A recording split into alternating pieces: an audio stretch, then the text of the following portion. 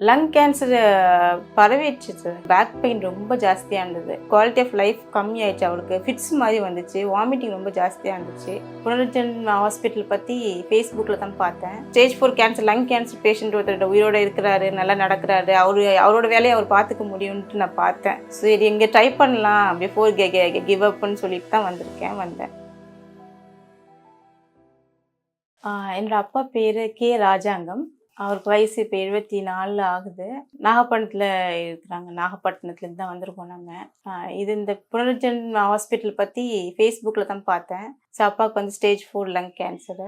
என்ன பண்ணலான்ட்டு முடிவு எல்லா டாக்டருமே கைவிட்ட நிலைமையில் இனிமேல் எந்த ட்ரீட்மெண்ட்டும் பண்ண முடியாது அப்படின்னு சொல்லும்போது சரி ஆயுர்வேத ட்ரீட்மெண்ட் கொஞ்சம் ட்ரை பண்ணலாம் அப்பாக்குன்ட்டு வந்திருக்கேன்.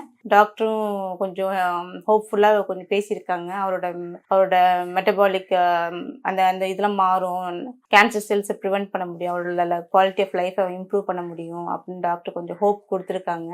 ஸோ நான் அப்போ ட்ரை பண்ணி அப்பாவுக்கு கொடுக்க போகிறேன். So I hope that it will help. அவருக்கு ஸ்பைனில் பரவிடுச்சு சார். ஸ்பைன் வலிச்சு ரொம்ப பேக் பெயின் ரொம்ப ஜாஸ்தியாக இருந்தது.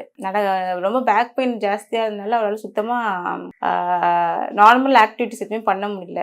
ஸோ அவருக்கு ஏற்கனவே பாட் ஸ்பைன் ஆப்ரேஷன் வேறு பண்ணியிருந்தோம். கேஜ் வச்சுருக்கோம் ஸ்பைனில். ஸோ அதனால வந்திருக்குமோன்ட்டு தான் கொஞ்சம் போய் பார்த்தோம். இப்போ எம்ஆர்ஐ பார்க்கும்போது போன் மெடிசன் போட்டிருந்தாங்க. ஸோ அதுக்கப்புறம் தான் சரி இது என்ன கேன்சராக கூட இருக்கலான்ட்டு தான் பயாப்சி பண்ணி பார்த்துடலாம். லங் கேன்சர் பரவிடுச்சு சார். அது லெஃப்ட் லங்கில் வந்துட்டு அது போனில் தான் நாங்கள் போன் பெயின் தான் முதல்ல சிம்டம்ஸாகவே நாங்கள் பார்த்தோம். லங்கில் அவர் நல்லா ப்ரீத் பண்ணார். அவருக்கு லங்கில் எந்த பிரச்சனையும் வரல, ஒரு இருமலோ அந்த மாதிரிலாம் எந்த பிரச்சனையுமே வரல அவருக்கு. அதுக்கப்புறம் ட்ரீட்மெண்ட் வந்து அந்த லங்லேருந்து வராமல் இருக்கிறதுக்கு மெடிசின் கொடுத்தாங்க ப்ரைவேட் ஹாஸ்பிட்டலில். 1 இயர் நல்லா இருந்தார் அவர். அப்புறம் அவரோட குவாலிட்டி ஆஃப் லைஃப் கம்மியாயிடுச்சு. அவளுக்கு ஃபிட்ஸ் மாதிரி வந்துச்சு. வாமிட்டிங் ரொம்ப ஜாஸ்தியாக இருந்துச்சு. ஸோ அதுக்கப்புறம் அது வந்து ஒரு ஹோப்லெஸ் கண்டிஷன் மாதிரியே எல்லா டாக்டர்ஸுமே அதை சுச்சுவேஷன் பேசிகிட்டே இருந்தாங்க. ஸோ சரி நம்ம ஆயுர்வேதா ட்ரை பண்ணலாம். ஏன்னா நான் இதில் ஃபேஸ்புக்கில் பார்க்கும்போது stage 4 cancer lung cancer patient ஒருத்தர் உயிரோடு இருக்கிறாரு, நல்லா நடக்கிறாரு, அவரோட வேலையை அவர் பார்த்துக்க முடியும்ன்ட்டு நான் பார்த்தேன். சரி இங்கே ட்ரை பண்ணலாம் பிஃபோர் கிவ் அப்னு சொல்லிட்டு தான் வந்தேன். இப்போ சாப்பிட்றது ரொம்ப முன்ன சாப்பிட்ற காட்டிலும் கொஞ்சம் குவான்டிட்டி கம்மியாக இருக்குது. சாப்பிட்றதுக்கான விருப்பமும் அவர்கிட்ட இல்லை. வாமிட் ரொம்ப ஜாஸ்தி எடுக்க ஆரம்பிச்சிட்டாரு. ஒருவேளை வாமிட் எடுக்க மாட்டார், ஒருவேளை வாமிட் எடுப்பார்.